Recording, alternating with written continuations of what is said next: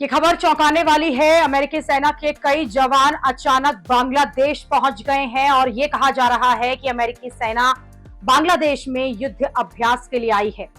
लेकिन जो बातें हैरान करने वाली हैं वो ये हैं कि अमेरिकी सेना ने बांग्लादेश में आने की किसी को भी कानो कान खबर नहीं होने दी। बाद में पता चला कि अमेरिकी सेना अपने 2 सैन्य ट्रांसपोर्ट विमानों के साथ आई है।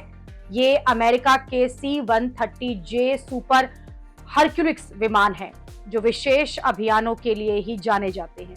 अमेरिकी सेना के C-130J हरकुलस विमान बांग्लादेश के चटगांव में लैंड हुआ है और चटगांव के 5 स्टार होटल रेडिसन ब्लू में अमेरिकी सैनिक ठहरे हुए हैं, जहां उनके लिए 85 कमरे पहले से बुक किए गए थे। दिलचस्प ये है कि होटल के रजिस्टर में उनके नाम भी नहीं है।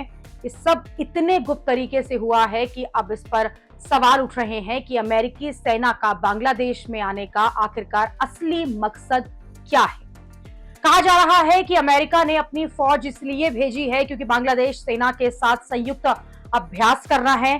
पहले भी अमेरिकी और बांग्लादेशी सेना ने टाइगर लाइटनिंग और ऑपरेशन लाइटनिंग नाम से 2 मिलिट्री एक्सरसाइज की थी, जिसका मकसद दोनों देशों की सेनाओं को आपसी तालमेल बढ़ाना और शांति मिशनों की तैयारी करना था।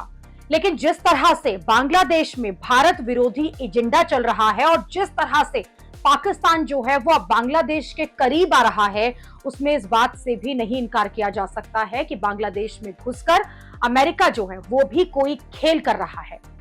बांग्लादेश में वहां के सरकार चला रहे हैं मोहम्मद यूनुस, और मोहम्मद यूनुस अमेरिका का आदमी माना जाता है। बांग्लादेश में शेख हसीना का जो तख्ता पलट हुआ था उसमें भी अमेरिका का हाथ माना जाता रहा है। ऐसे में जब अमेरिकी सेना जो है वो बांग्लादेश में घुसी है तो भारत के लिए ये चिंता का विषय है। भारत को इसमें चिंता होना जरूरी है। भारत के लिए चिंता की बात यह है कि बांग्लादेश की तरफ ही नेपाल के हाल में तख्ता पलट हुआ है और भारत के खिलाफ उसके पड़ोस में हर तरफ से साजिश पर साजिश होती जा रही है। एक तरफ चीन है जो कि पाकिस्तान के साथ मिलकर खेल कर रहा है, दूसरी तरफ बांग्लादेश है जो कभी पाकिस्तान के साथ दोस्ती बढ़ाता है तो कभी अमेरिका की फौज को अपने यहां बुला रहा है। बांग्लादेश में पूर्व प्रधानमंत्री शेख हसीना के अगस्त 2024 में सत्ता से हटने के बाद से मोहम्मद यूनुस के नेतृत्व वाली अंतरिम सरकार के तहत ढाका और वॉशिंगटन के बीच सैन्य और रणनीतिक संबंधों में तेजी आई है।